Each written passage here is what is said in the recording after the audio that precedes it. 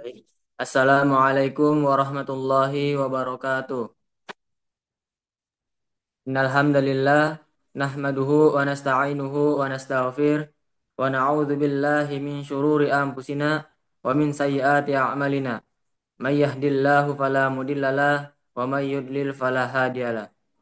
Asyhadu an la ilaha illallah wahdahu la syarikalah wa asyhadu anna Muhammadan abduhu wa rasuluh. Allahumma sholli ala sayyidina Muhammad wa ala ali sayyidina Muhammad. Baik, Bapak-bapak, Ibu-ibu, alhamdulillah puji syukur kita panjatkan kehadirat Allah Subhanahu wa taala yang mana pada subuh hari ini kita masih diberi kenikmatan berupa nikmat kesehatan dan nikmat iman sehingga kita dapat hadir dan dipertemukan dalam Zoom ini. Salam dan salawat tak lupa pula kita haturkan kepada Nabi mulia kita, Nabi suri tauladan kita, yakni Nabi Allah Muhammad Sallallahu Alaihi Wasallam. Baik, Bapak-bapak, Ibu-ibu, izinkan saya untuk membaca susunan acara yang akan dilaksanakan pada Zoom subuh subuh hari ini.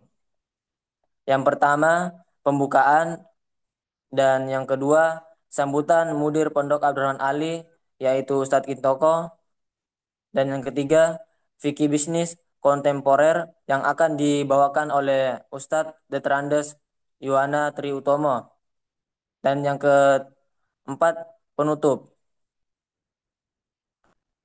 Oleh karena itu, sebelum kita mulai, mari kita buka dulu dengan bacaan basmalah bersama-sama. Bismillahirrahmanirrahim. Dan yang kedua, sambutan Mudir Pondok Abdurrahman Ali kepada Ustadz Kintoko. Waktu dan tempat saya persilahkan. Baik, terima kasih. Assalamualaikum warahmatullahi wabarakatuh. Alhamdulillahirabbil alamin. Alhamdulillahilladzi arsala rasulahu bil huda wa dinil haqq liyudhhirahu 'ala dini kullih wa kafa billahi syahida. Asyhadu an la ilaha illallah wahdahu la syarikalah wa asyhadu anna Muhammadan abduhu wa rasuluh la nabiyya ba'dah. Bapak Ibu yang dirahmati Allah Subhanahu wa taala, saya berdoa semoga Bapak Ibu dalam keadaan sehat walafiat, diberikan kemudahan dalam menjalankan ibadah puasa dan diterima seluruh amal ibadah puasanya. Yang kedua, salam dan sholawat semoga tercurah kepada uswatun hasanah Rasulullah Muhammad Sallallahu Alaihi Wasallam yang kelak kita berharap syafaatnya di yaumul qiyamah. Selanjutnya kami ucapkan terima kasih kepada Ustadz Doktor ya. Mas Kodar bukan Dokter Andes ya. Doktor Yuwana Triutomo atau biasa kita memanggil beliau adalah Ustadz Doktor Duha ya.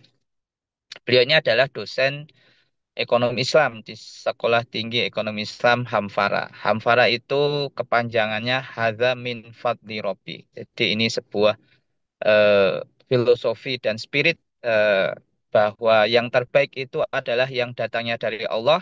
Oleh karena itu, untuk Allah yang terbaik. Dan inilah yang akan dibahas dalam konteks fikih kontemporer, bisnis maksudnya, di mana satu kaidah mengatakan al-ilmu qoblal amal. Jadi ilmu itu mendahului amal. Jika kita ingin berbisnis, kita harus memastikan bahwa bisnis yang kita jalankan itu sesuai dengan kaidah-kaidah fikih yang telah ditetapkan oleh para ulama-ulama salaf, ulama-ulama yang telah menorehkan sejarah panjang dalam peradaban Islam dan mutiara ilmunya perlu kita gali dan kita implementasikan dalam ekosistem bisnis kita yang kita rancang dan semoga dengan itu Allah turunkan keberkahan dalam setiap aktivitas bisnis kita. Demikian yang bisa kami sampaikan, kurang dan lebihnya mohon maaf. Akhirul kalam wassalamualaikum warahmatullahi wabarakatuh.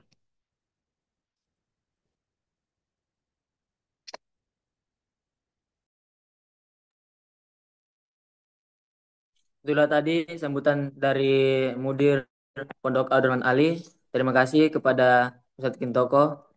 Dan yang ketiga, masuk ke materi fikih bisnis kontemporer yang akan dibawakan oleh Ustadz Dr. Andes Yohana Triutomo.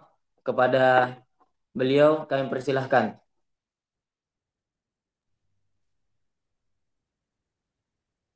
Assalamualaikum warahmatullahi wabarakatuh.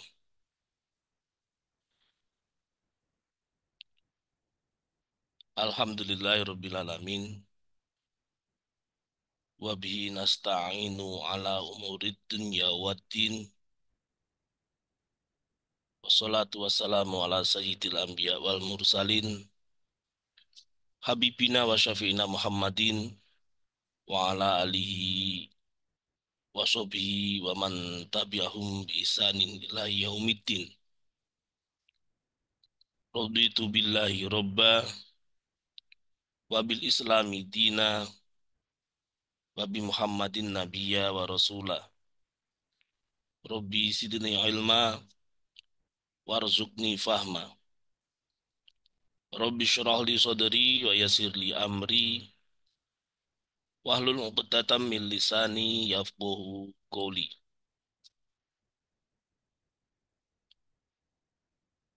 Iwani fillah rahmatullahi alaikum, Bapak Ibu Ustadz Kintoko yang saya hormati.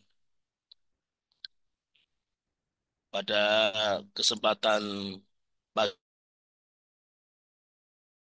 ini saya sampaikan terima kasih yang sebesar-besarnya terutama kepada Ustadz Dr. Kintoko selaku Mudir Mahat Abdurrahman Ali yang telah memberikan kesempatan kepada saya untuk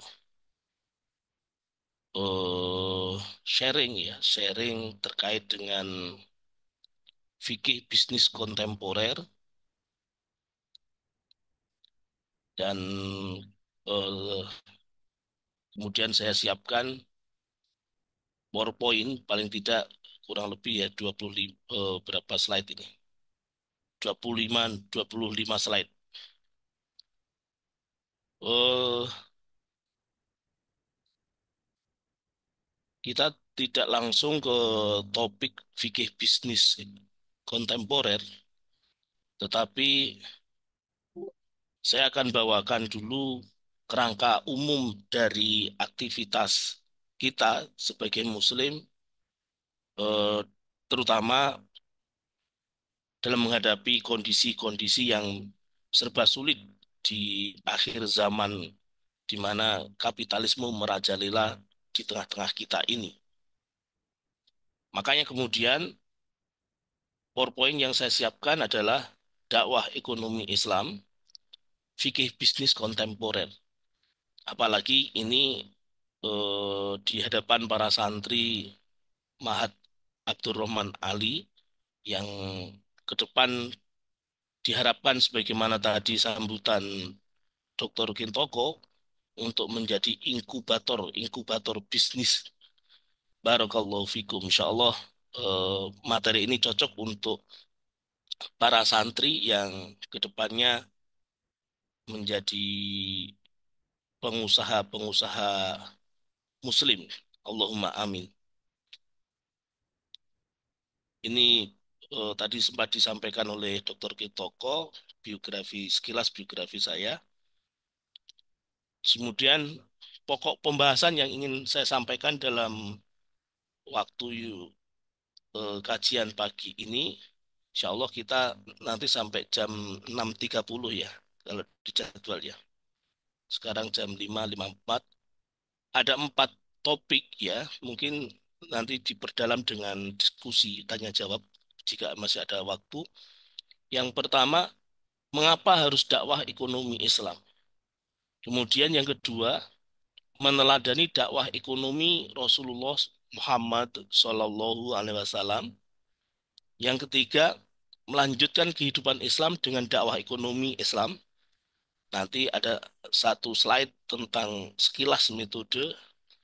Yang terakhir, topik kita pada pagi hari ini yaitu tentang fikih bisnis kontemporer. Iwani filah rahmatullahi alaikum. Mengapa harus dakwah ekonomi Islam? Kalau kita cermati ya tiga kata dakwah ekonomi Islam, ada tiga kata itu dakwah ekonomi Islam. Pertama, mengapa harus ekonomi? Kemudian yang kedua, mengapa harus ekonomi Islam? Dan yang ketiga, mengapa harus dakwah ekonomi Islam? Yang pertama, mengapa harus ekonomi?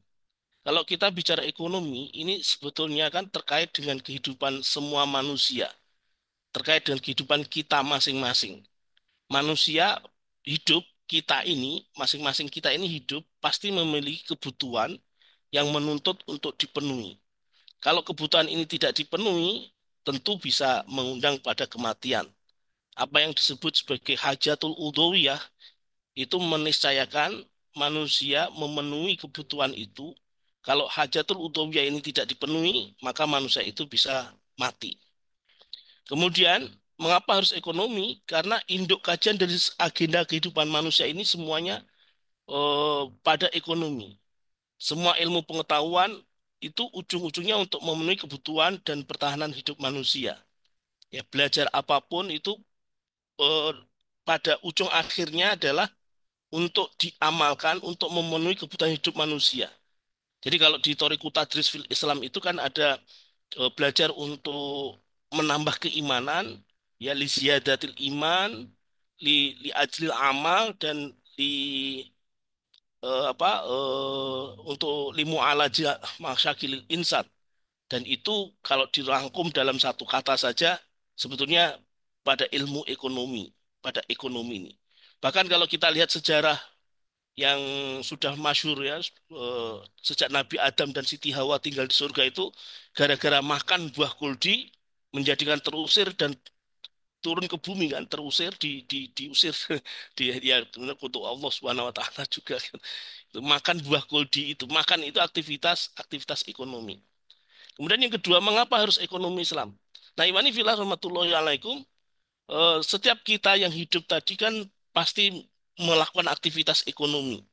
Nah, aktivitas ekonomi ini kalau tidak diatur maka akan muncul kekacauan. Kalau tidak ada petunjuk akan muncul kekacauan. Karena itulah kemudian butuh petunjuk. Nah, disinilah peran ekonomi Islam itu penting. Kenapa? Karena terkait dengan petunjuk kehidupan manusia, di mana manusia dengan ekonomi saja memang dia bisa hidup. Tetapi apakah hidupnya menjadi benar atau salah, hidupnya bisa bertahan lama atau tidak, tidak cukup hanya dengan ekonomi saja, karena manusia beda dengan binatang, manusia beda dengan hewan. Ya, bahkan eh, meskipun manusia dengan ekonomi saja tadi bisa dengan hewan sama, tapi tidak cukup dengan masa mau manusia disamakan dengan hewan kan nggak bisa kan? Karena itulah kemudian manusia butuh petunjuk kehidupan. Disinilah peran ekonomi Islam bisa menjadikan eh, perilaku sehari-harinya, perilaku ekonomi sehari-harinya itu terarah menjadi petunjuk kehidupan. Itu apalagi kalau kemudian petunjuk kehidupan kalau kita dalami betul Islam ya, terutama yang kita kaji sekarang itu petunjuk itu datangnya dari Allah Subhanahu wa taala.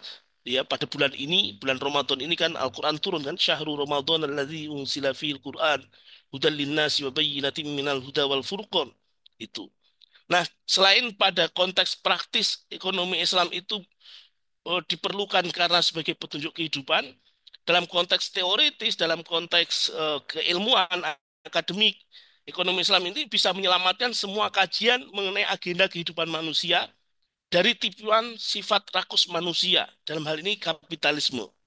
Ya, misalnya tentang scarcity, tentang produksi, distribusi, konsumsi, dan lain sebagainya. Nah, Imani filah rahmatullahi alaikum, secara sederhana sebetulnya setiap kita ini ketika berperilaku itu kalau kemudian dituliskan, dinarasikan, misalnya perilaku Ramadan, perilaku ekonomi santri Mahat Abdurrahman Ali misalnya, bangun pagi jam sekian, terus sahur, terus kemudian aktivitas jamaah terus itu perilaku itu kalau kemudian menjadi pola pola perilaku santri Abdurrahman Ali di bulan Ramadan, terus kemudian dinarasikan dalam narasi-narasi ilmiah, menjadilah sebuah karya yang kemudian ini sebetulnya bisa bisa menjadi konsep sendiri yang kemudian bisa menjadi ilmu. Makanya kemudian ketika ilmu pengalaman itu guru terbaik, di antaranya adalah dengan cara menarasikan perilaku ekonomi kita sehari-hari yang berpola itu, yang itu kemudian menjadi sebuah teori, menjadi sebuah konsep begitu. Termasuk teori scarcity ini. Ini kan sebenarnya teori yang muncul berangkat dari kapitalisme yang ditulis oleh Adam Smith itu berdasarkan pengamatan sehari-hari. Pengamatan ternyata manusia memiliki kebutuhan yang tidak terbatas, sementara sarana kebutuhan itu terbatas. Jadi secara individu kita sebetulnya praktek kita sehari-hari ini bisa menjadi teori. Tapi ingat, itu masih karya manusia, masih perilaku manusia, masih ekonomi saja untuk pertahanan hidup saja. Apakah hidupnya benar atau salah? Nah, disitulah kemudian butuh Islam, butuh peran petunjuk, butuh peran hidayah tadi. Di sini kemudian muncul ekonomi Islam. Nah, Iwani filah rahmatullahi alaikum. Yang ketiga, mengapa harus dakwah ekonomi Islam? Karena hidup itu tidak sendiri. Hidup itu tidak sendiri. Hidup itu berjamaah. Hidup itu berkomunitas. Hidup itu bermasyarakat. Sehingga kemudian dibutuhkan dakwah ekonomi Islam ini agar apa? Agar kehidupan manusia yang secara pribadi tadi itu bisa settle, bisa bertahan, bisa berkelanjutan, bahkan bisa barokah dengan petunjuk Islam, ya. Seorang muslim bisa hidupnya itu benar karena menggunakan syariat Islam, itu tidak cukup sendiri karena dia hidup bersama masyarakat. Maka kemudian dia harus dakwah, menjalankan hidup yang diberi petunjuk oleh Allah Subhanahu wa taala ini bersama-sama, mengajak umat bersama-sama untuk bertahan menghadapi kapitalisme yang gencar sekali ini, sekaligus untuk mendakwahkan ekonomi Islam ini sebagai tuntutan perintah Allah Subhanahu wa taala. Sebagaimana Quran surah Ali Imran ya ayat 110, kuntum khaira ummatin ukhrijat linnasi ta'muruna bil ma'ruf wa tanhauna 'anil munkar wa tu'minuna billah. Walau amana ahlul kitab lakana khairal lahum minhumul mu'minuna wa aktsaruhumul fasiqun. Terus di Ali Imran juga ayat sebelumnya ayat 104, wal takum minkum ummatun yad'auna ilal khair wa ya'muruna bil ma'rufi wa tanhauna 'anil munkar wa ulaika humul muflihun. Ini ayat-ayat yang saya tampilkan ini merupakan ayat-ayat eh, perintah untuk amar ma'ruf nahi mungkar, perintah untuk berdakwah yad'auna ilal khair, mengajak kepada kebaikan, mengajak kepada Islam. Karena itulah kemudian mengapa harus dakwah ekonomi Islam? Karena ini perintah Allah Subhanahu wa taala. Imani fillah rahmatullahi alaikum. Mengapa harus dakwah ekonomi Islam? Dakwah ekonomi Islam itu mengajak manusia untuk hidup bersama-sama dengan benar di dalam habitatnya, di dalam masyarakatnya yang benar. Masyarakat yang menjadikan baldatun thayyibatun warabun ghafur itu menjadikan anggota-anggota masyarakatnya sejahtera, ibadahnya khusyuk, ya. Tentu masyarakat yang seperti ini adalah masyarakat yang diatur dengan aturan Islam, yang keamanannya dijaga oleh sistem Islam. Nah, termasuk juga mengapa harus dakwah ekonomi Islam itu untuk menyelamatkan semua kajian tentang agenda-agenda kehidupan manusia yang dari tipuan sifat rakus manusia, dari tipuan nafsu, hawa nafsu, kapitalisme. Ya, misalnya kalau kapitalisme itu kan produksi itu menjadi apa? Problem sistem ekonomi mereka sehingga kemudian produksi kerja terus padahal di situ eh, membungkus ya sebagai tameng, sebagai topeng saja dari kerakusan sifat manusia. Rakus itu hukumnya bagaimana? Sebagai manusia memiliki sifat rakus itu ya mubah-mubah saja. Namun kalau kerakusan itu dibiarkan liar, lalu apa bedanya dengan binatang? Maka jadilah hukum rimba. Hukum rimba kalau berlaku di hutan ya untuk binatang ya adil. eh, apa harimau tidak akan makan aspal. Harimau tidak akan makan tiang listrik. Harimau tidak akan memakan Pertamax, Pertamina. Itu. Tapi itu hukum rimba berlaku adil untuk binatang. Kalau kemudian diberlakukan hukum rimba itu untuk manusia yang rakus semakin rakus, yang kaya semakin kaya terus, maka yang terjadi seperti yang kita lihat di sini, kerusakan di muka bumi ini betul-betul eh, tampak nyata di depan mata kita. Nah, Iwani filah rahmatullahi alaikum, untuk itulah kemudian harus ada dakwah ekonomi Islam. Termasuk dalam konteks ini adalah aktivitas mikro kita, yaitu aktivitas mempersiapkan diri untuk terjun di masyarakat, untuk bisnis sesuai dengan perintah-perintah Allah Subhanahu wa taala. Itu. Iwani filah rahmatullahi alaikum. Kemudian yang kedua, dakwah ekonomi Islam. Kita meneladani dakwah Rasulullah SAW sebagai sebuah petunjuk. Tentu Rasulullah SAW adalah suri teladan kita untuk dakwah, menjadi teladan kita untuk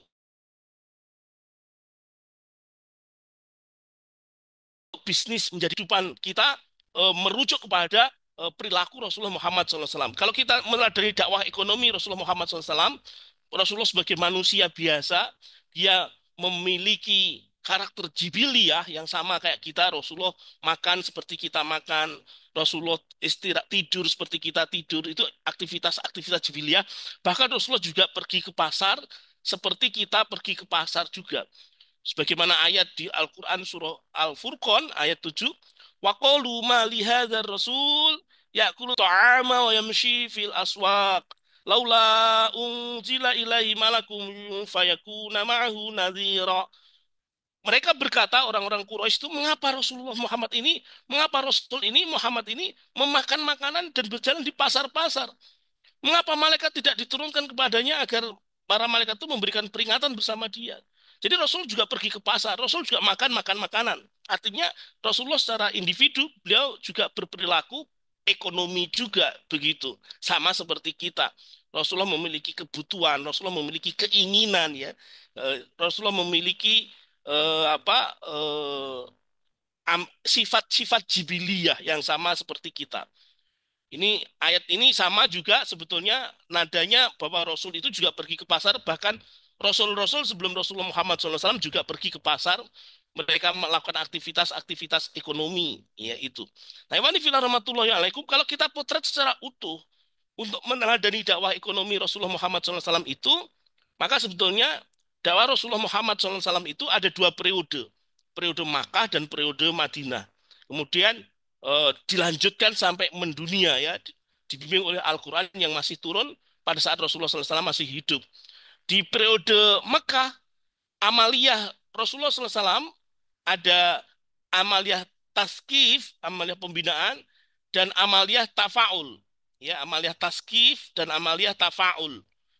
Amaliyah sosialisasi ke masyarakat menyebarkan Islam. Jadi Rasulullah SAW ke pasar itu untuk berdakwah. Ya, ke pasar untuk berdakwah.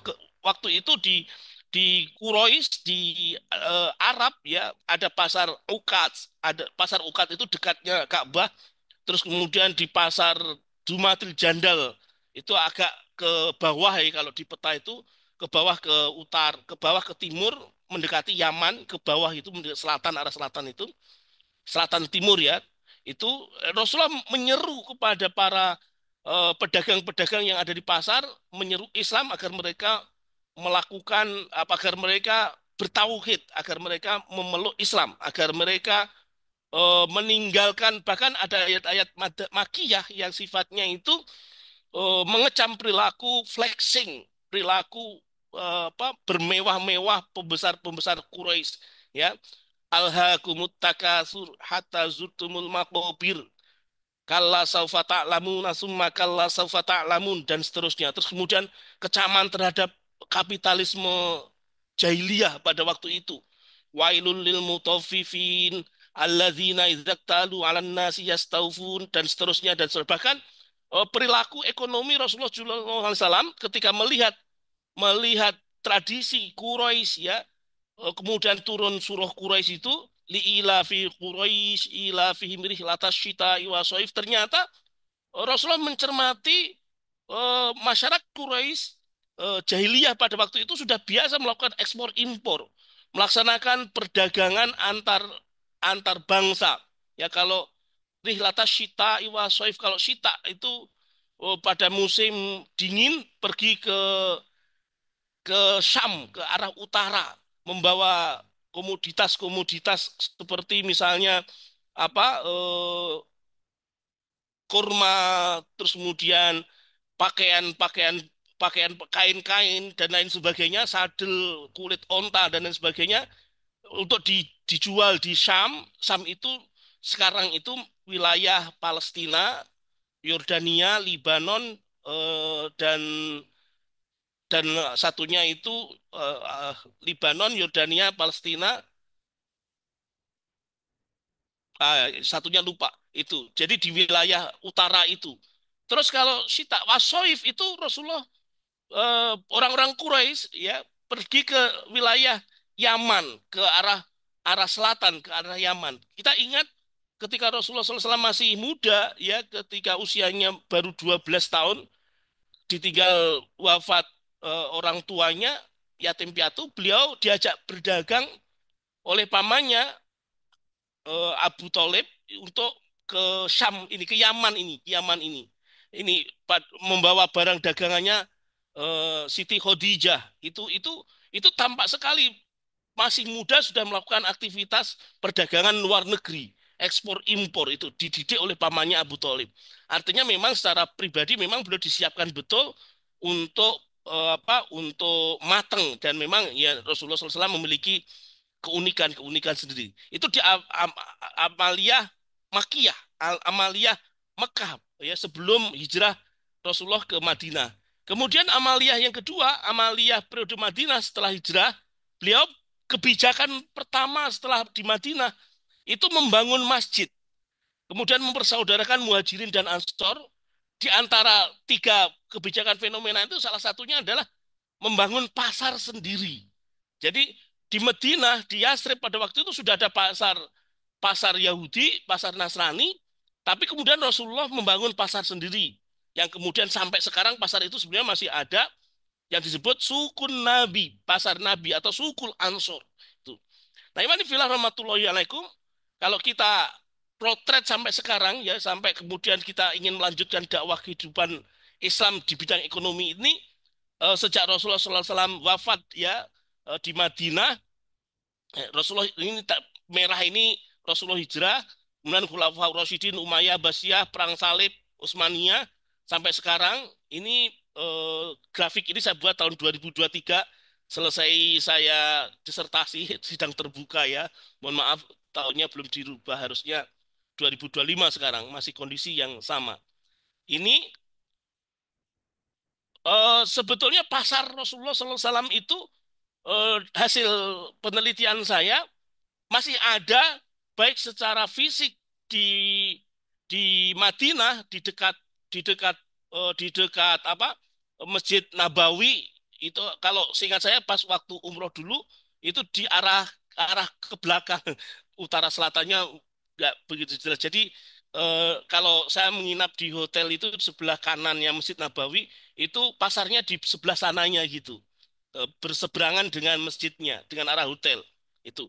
Maka kemudian pembacaan saya terhadap sejarah pasar Rasulullah SAW itu secara fisik masih ada, secara konsep, secara ajaran itu terus turun temurun, bahkan menyebar semakin meluas seiring meluasnya Islam, bahkan sampai di pasar Beringharjo itu. Jadi pasar Beringharjo itu sebagai objek studi kasus saya, itu masih ada beberapa ajaran yang secara konsep memang melanjutkan ajaran pasar sebagaimana Rasulullah SAW wariskan dulu. Nah, imani fillah rahmatullahi alaikum. Nah, disinilah kemudian urgensi dakwah melanjutkan Islam di bidang ekonomi itu di era kontemporer sekarang ini perlu sangat jelas ya, dengan mencontoh aktivitas Rasulullah SAW ketika melakukan dakwah. Pertama, pembinaan, tahapan-tahapannya itu pembinaan, kemudian taskif, tafaul, kemudian tatbik. Ya, pembinaan kepada masyarakat harus tetap dijalankan untuk membangun kesadaran tauhid berjamaah, dan ini sifatnya mikro. Ya, artinya apa? Pembinaan ketika melatih para santri untuk menjadi saudagar santri, menjadi inkubator-inkubator bisnis, ini tidak semata-mata karena kebutuhan untuk hidup, tapi juga ada unsur ini perintah Allah Subhanahu wa taala, ada kesadaran tauhid.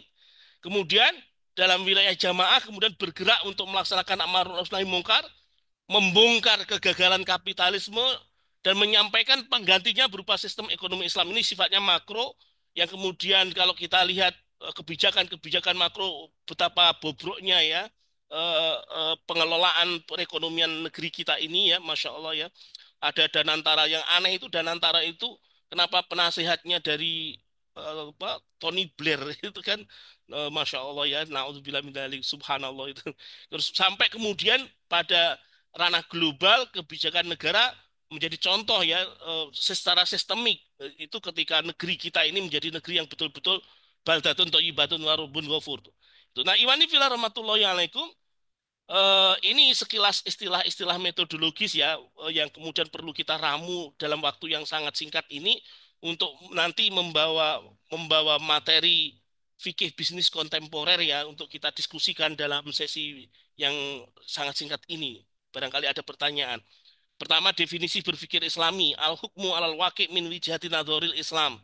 Jadi bagaimana ketika melihat aktivitas bisnis yang serba online ini misalnya, terus kemudian anu susus asyari Al-Quran wal hadis, tetap kita membaca Al-Quran hadis terus, meskipun meskipun kemudian tidak menjadikan Al-Quran al hadis sebagai bahan mentah untuk menghukumi, karena anusus al-syari itu butuh istimbat, butuh ijtihad, sementara kita ini bukan mujtahid, belum ya, paling enggak belum menjadi mujtahid. Kemudian adalil asyari Al-Quran hadis ijma sahabat dan qiyas syar'i.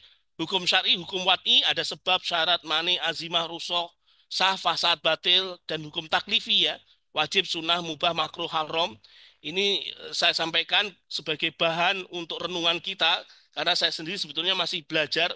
Makanya kemudian ketika diminta untuk menyampaikan materi terkait dengan fikih bisnis kontemporer, saya tidak menyampaikan hukum-hukumnya, tetapi saya menyampaikan beberapa fakta, contoh-contoh hukum, contoh-contoh fikih bisnis kontemporer seperti ini.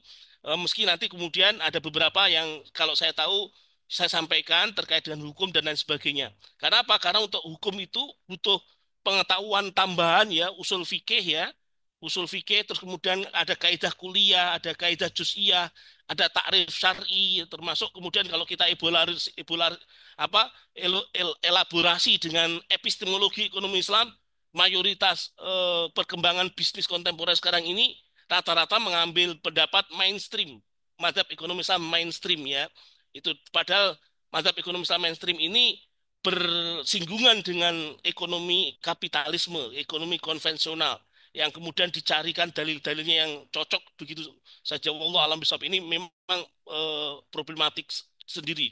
Kemudian saintifikasi Islam, bagaimana cara kita kemudian menerapkan hukum Islam terkait dengan eh, fikih bisnis kontemporer tadi, maka dengan cara saintifikasi Islam, bukan islamisasi ekonomi ya, bukan islamisasi ekonomi, tapi saintifikasi Islam, yaitu penerapan hukum berdasarkan nas-nas umum kepada masalah-masalah kontemporer atau masalah-masalah baru. Dalam istilahnya itu kalau di usul fikih ada istilah tadbikul hukmi alal masail al mustajidah, penerapan hukum atas masalah-masalah yang ditemui, masalah-masalah kontemporer yang ditemui. Tuh. Nah, Iwani filah rahmatullahi alaikum.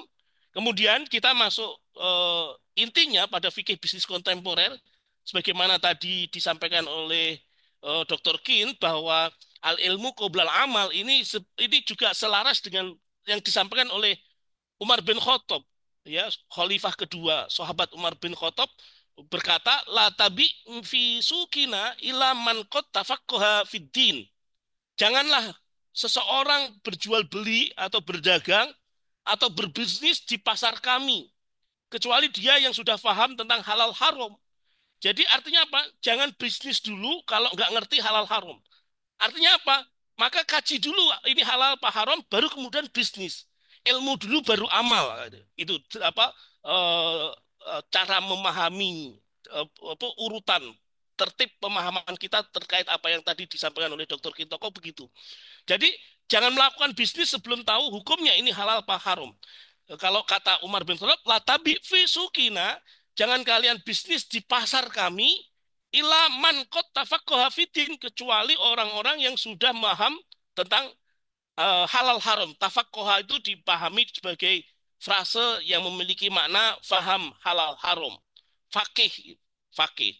Nah, iwanin fila rahmatullahi alaikum. Pertanyaannya sekarang, kondisi ini, kondisi yang kita hadapi sekarang ini itu pasar ini dikuasai siapa sekarang kan gitu. Pasar ini kan pasar secara global pasti kapitalisme, secara makro sistem kapitalisme juga secara mikro. Nah, kemudian disinilah kita terhibur ya ketika sebagai manusia meniscayakan diri harus hidup dan hidup itu butuh ekonomi, maka secara mikro Bismillahirrahmanirrahim sekaligus dengan niat menjalankan perintah Allah untuk bertahan menghadapi gempuran pasar kapitalisme ini, kita berdakwah sekaligus untuk memperjuangkan kebutuhan hidup kita. Nah, itu. Maka kemudian fikih bisnis kontemporer yang kita kaji sekarang ini itu pada aspek mikro perilaku ekonomi umat Islam. Pada aspek yang sangat kecil sekali ya, pada aktivitas kita sebagai muslim. Itu sebagai bentuk dakwah juga ya, tadi sekaligus sebagai bentuk dakwah yang harus kita lakukan karena perintah-perintah Allah Subhanahu wa taala agar hidup kita itu barokah. Nah, ini filah rahmatullahi alaihim. Kalau kita bicara pikir bisnis kontemporer, sebetulnya dalam kajian di pesantren-pesantren biasanya disebut sebagai muamalah, sebagai muamalah maliyah. Maka kemudian secara singkat itu ada dua, berdasarkan kepentingannya, berdasarkan akotnya. Ada muamalah tabaruah, ada muamalah tijariyah. Ada muamalah dengan akot, ada muamalah tanpa akot. Contoh-contoh muamalah yang tanpa akot misalnya ada hadiah, kafalah, hawalah, hibah, dan sodako dan lain sebagainya. Ada muamalah dengan akot, muamalah yang butuh butuh transaksional, butuh kontrak ya, jual beli butuh butuh rukun-rukun. Nanti saya jelaskan atau secara cepat aja. Butuh akot. Amalia dengan akot itu adalah amalia yang definisi akot itu adalah bisa ditirukan bersama-sama. Al-aqdu wa irtibatul ijabi bil qabuli ala wajhin masyru'in yudhiru asarahu fi mahallihi. Al-aqdu wa, ayo dibuka, buka mic-nya, dibuka mic-nya. Bisa ditirukan bersama-sama agar kita menancap betul definisi akad ini. Ini saya belajar dari guru saya, Ustadz Dwi Condro, dengan cara begini juga. Menghafalkan definisi-definisi atau takrif syar'i ini. Nah, takrif syar'i terkait akad sebagaimana yang sedang kita hadapi sekarang di monitor kita ini. Al-aqdu huwa irtibatul ijabi bil qabuli ala wajhin masyru'in yudhiru asarahu fi mahalihi. Kalau kita terjemahkan, al-aqdu wa irtibatul ijabi wa biqabulin. Irtibatul ijabi bil qabuli, ikatan antara dua pihak. Kalau jual beli berarti penjual dan pembeli. Ala wajhin masyru'in, atas sesuai dengan syariat. Yudhiru asarohu fi mahali, yang memiliki dampak muktadol hal, dampak aspek aspek dari akad itu. Kalau jual beli berarti eh, berpindahnya kepemilikan.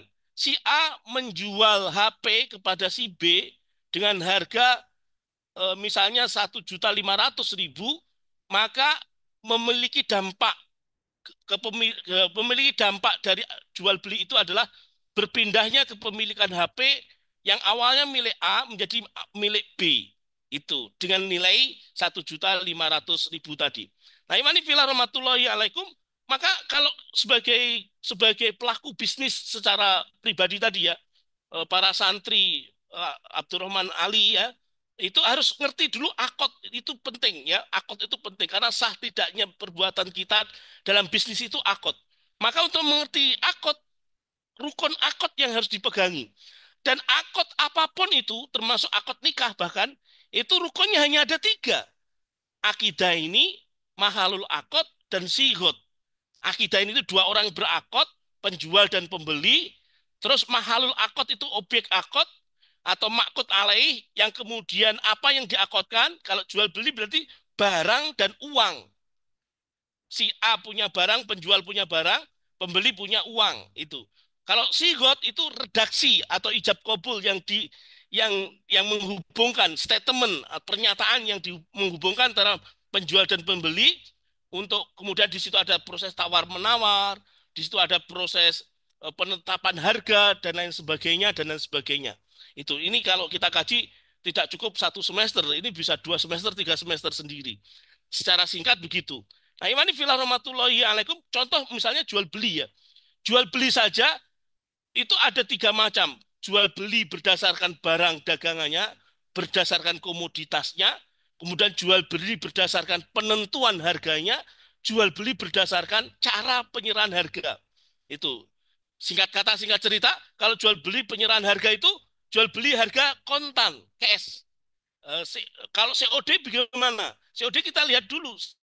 COD itu kan kontemporer juga, bisnis kontemporer juga kan. Kalau kemudian masih pesan-pesanan WA-an gitu, itu belum disebut jual beli. Jadi disebut jual beli ketika ketemu antara ijab dan kabul. Bisa disebut cash and delivery. Itu langsung misalnya di tempat, misalnya si A pesan lewat WA kepada si B agar agar dibelikan misalnya sepatu gitu kan, atau kopiah atau sarung seharga 200.000 misalnya begitu.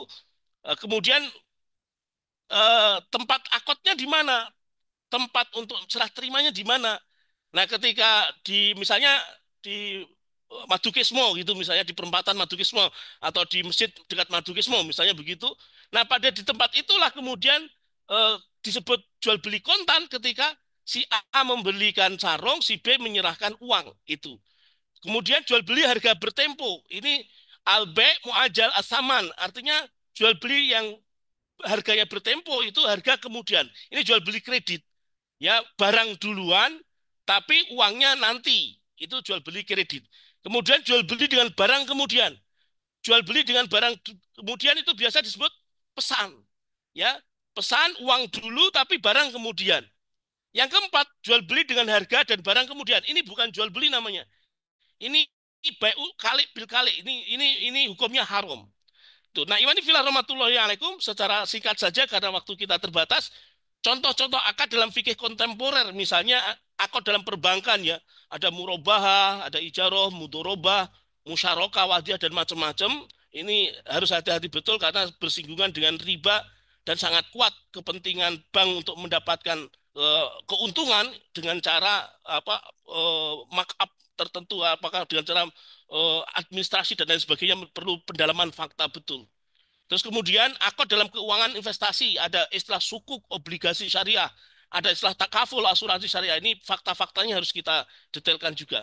Terus akad dalam jual beli atau perdagangan ya, ada akad salam, hibah muqayyadah, hawalah ya, misalnya pembelian barang dengan pembayaran di muka tadi, salam itu yang barang di depan uang nanti, uang di depan tapi barangnya nanti, itu juga bisa.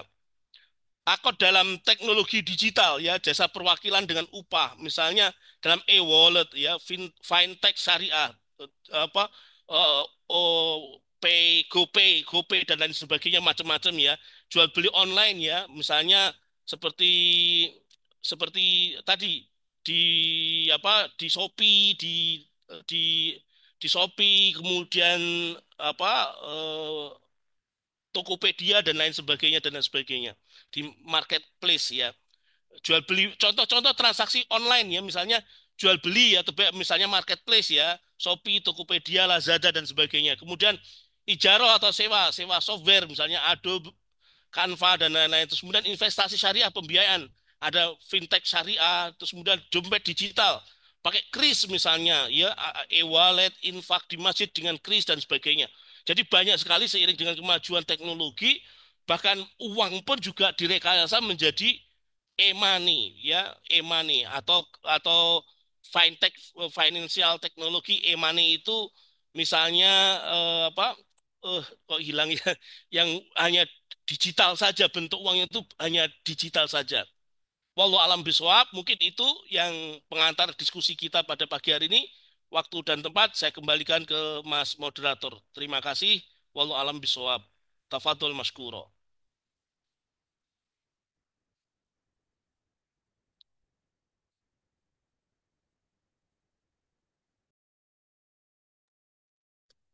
Baik, terima kasih kepada Ustadz Iwana Triutomo yang telah menyampaikan fikih terkait bisnis kontemporer.